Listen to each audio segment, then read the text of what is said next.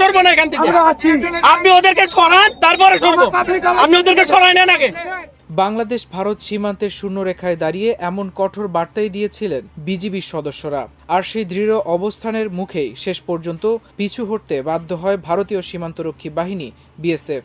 ব্যর্থ হয় বাংলাদেশে ২০ জনকে পুশিনের চেষ্টা। ঘটনাটি ঘটেছে চাঁপাইনবাবগঞ্জের শিবগঞ্জ উপজেলার চৌকা সীমান্তে। শুক্রবার গভীর রাতে সীমান্তের ১৭৭ নম্বর পিলার এলাকায় ২০ জনকে বাংলাদেশে ঠেলে দেওয়ার চেষ্টা চালায় বিএসএফ। তবে বিষয়টি টের পেয়ে দ্রুত ঘটনাস্থলে পৌঁছে যায় বর্ডার গার্ড বাংলাদেশ বিজিবি। স্থানীয় সূত্র এবং বিজিবির তথ্য অনুযায়ী বিএসএফের সদস্যরা সীমান্ত দিয়ে ২০ জনকে বাংলাদেশে প্রবেশ করানোর চেষ্টা করলে বিজিবি সদস্যরা বাধা দেয়। এক পর্যায়ে সীমান্তের নোম্যান্স ল্যান্ডে দুই বাহিনীর সদস্যরা মুখোমুখি অবস্থানে চলে যান। উত্তেজনাকর সেই মুহূর্তে বিজিবির পক্ষ থেকে স্পষ্ট জানিয়ে দেওয়া হয়, এক পাও সরব না, আপনারা আগে সরে যান, তারপর আমরা সরে যাব।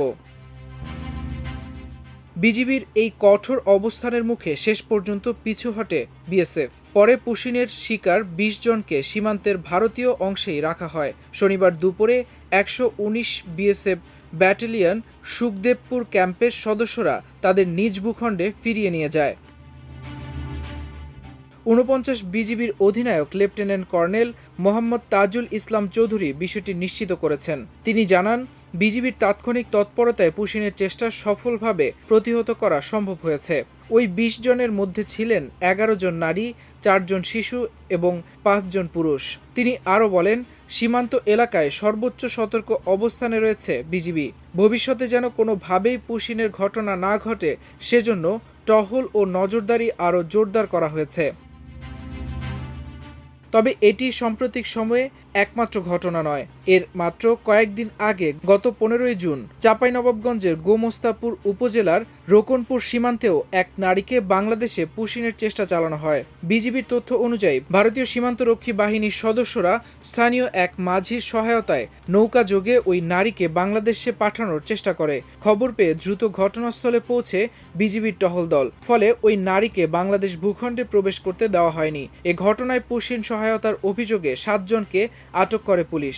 গোমস্তাপুর থানার ওসি নূর আলম জানিয়েছেন, আটক ব্যক্তিদের বিরুদ্ধে আইনগত ব্যবস্থা গ্রহণের প্রস্তুতি চলছে।